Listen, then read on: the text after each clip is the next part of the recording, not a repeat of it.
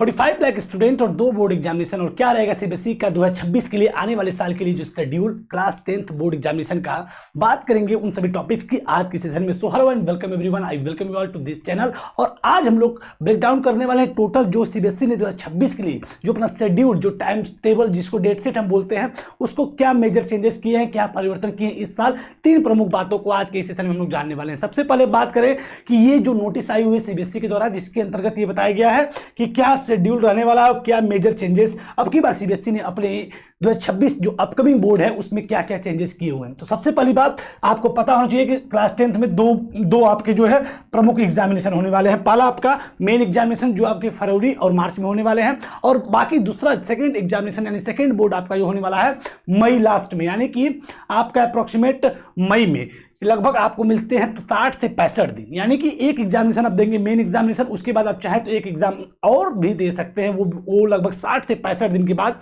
मई month के last में यानी 15 मई से लेकर होने वाला है।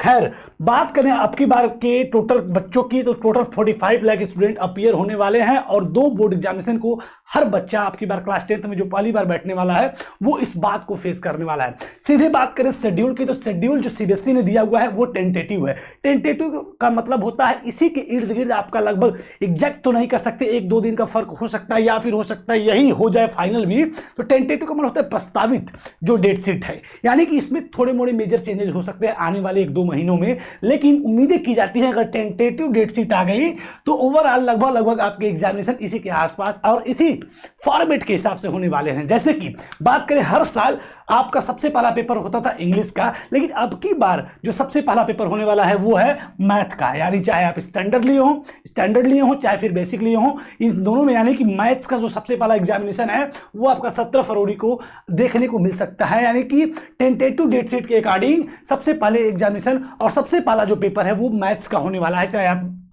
बेसिक स्ट्रीम से हो चाहे आप स्टैंडर्ड स्ट्रीम से हो।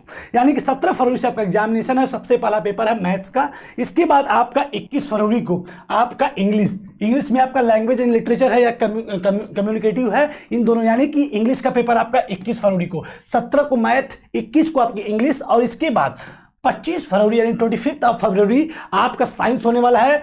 और इसके बाद आपका हो गया 17 को मैथ, 21 को इंग्लिश और 25 को साइंस। और साथ ही साथ अगर आपने इंफॉर्मेशन टेक्नोलॉजी लिया हुआ है यानी कि आईटी लिया हुआ है तो उसका एग्जामिनेशन आपको हर बार लास्ट में देखने को मिलता था, लेकिन अब की बार 27 फरवरी को यानी बीच में ही आपका कंप्यूटर स्ट्रीम से जो पेपर होने वाले हैं वो आपका 27 फरवरी को होने वाला है। वहीं पे बात करें हिंदी कोर्स ए या कोर्स बी की, आपका जो भी कोर्स होगा आप अपने जो आपने बोर्ड फॉर्म भरा होगा उसमें आप चेक कर सकते हैं आपका कोर्स ए है कोर्स बी है। यानी कि हिंदी का जो पेपर होना है वो 2 मार्च 2026 में आपका होना है, और इसके साथ साथ एसएसटी का पेपर 7 मार्च को, और इसी के साथ आपका जो पेपर बाकी जो बेसिक जो सब्जेक्ट्स हैं उनको आप चेकआउट कर सकते हैं। लेकिन जो प्रमुख 6 सब्जेक्ट आपके बोर्ड्स में देखने को मिलते हैं उनके डेट कुछ इस तरीके से रहेंगे कि सबसे पहले 17 को आपका मैथ, 21 को आपका इंग्लिश, 25 को साइंस और 27 को इंफॉर्मेशन टेक्नोलॉजी। साथ ही साथ 2 मार्च को आपका हिंदी का कोर्स ए या कोर्स बी, और 7 मार्च को लास्ट पेपर सोशल साइंस यानी एसएसटी का आपका कंडक्ट होने वाला है। अब की बार एसएसटी का पेपर सबसे लास्ट में होने वाला है, जिसका आप एडवांटेज ले सकते हैं और अपनी तैयारी को और शानदार जबरदस्त कर सकते हैं। ये तो हो गया पहला एग्जामिनेशन जिसको हम लोग बोलते हैं मेन एग्जामिनेशन। इसके बाद आपका जो है सेकेंडरी जो सेकंड एग्जामिनेशन है, यानी कि 2 बोर्ड आपकी बार होने वाले हैं। अगर बच्चे का लगता है कि पहले एग्जामिनेशन में उसका प्रदर्शन काफी बेहतर नहीं रहा है तो वो चाहे तो कि जिस सब्जेक्ट में उसको लग रहा है उस सब्जेक्ट को आप दे सकता है, या फिर वो सभी सब्जेक्ट्स को भी एग्जामिनेशन हर सब्जेक्ट का भी एग्जाम वो दे सकता है और अपने मार्क्स को क्या कर सकता है, इंप्रूव कर सकता है। यानी कि वो 2 बार एग्जामिनेशन दे सकता है चाहे तो। लेकिन आपको 2 बार देने की जरूरत नहीं है, आप एक बार में ही अच्छे प्रदर्शन को शानदार करें, अपने शानदार रिजल्ट को, अपने शानदार आंसर राइटिंग को, अपने शानदार जो है काम को कर लें कि दोबारा आपको काम करना ही ना पड़े।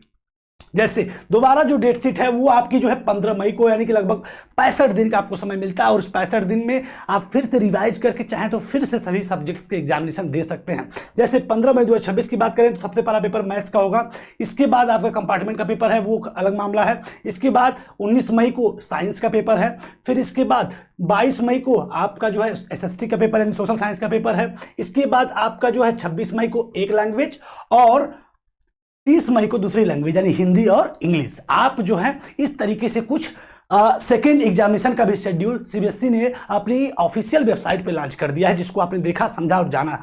अगर आप इसको जो है चाहे तो आप सीबीएसई की ऑफिशियल वेबसाइट से डाउनलोड भी कर सकते हैं, जिसमें कि सबसे 2 बोर्ड एग्जामिनेशन के बारे में बात की गई, दोनों के डेट शीट, दोनों के जो शेड्यूल है किस तरीके से रहेंगे, साथ ही साथ दूसरे एग्जाम का जो शेड्यूल रहेगा वो किस तरीके से रहेगा, दोनों चीजों को हमने देखा, समझा, जाना। आई होप आप जो है अपनी तैयारी को लगातार कर रहे होंगे। अभी भी आपके पास लगभग 3 महीने का समय है, आप चाहें तो और भी शानदार तरीके से अपनी तैयारी को मजबूती के साथ अंजाम तक पहुंचा सकते हैं। आई होप आपको डेट शीट बिल्कुल क्रिस्टल क्लियर हो गई होगी। इसी के साथ आज का सेशन साइन ऑफ करते हैं। Thank you everyone. पढ़ते रहिए, मस्त रहिए। Thank you.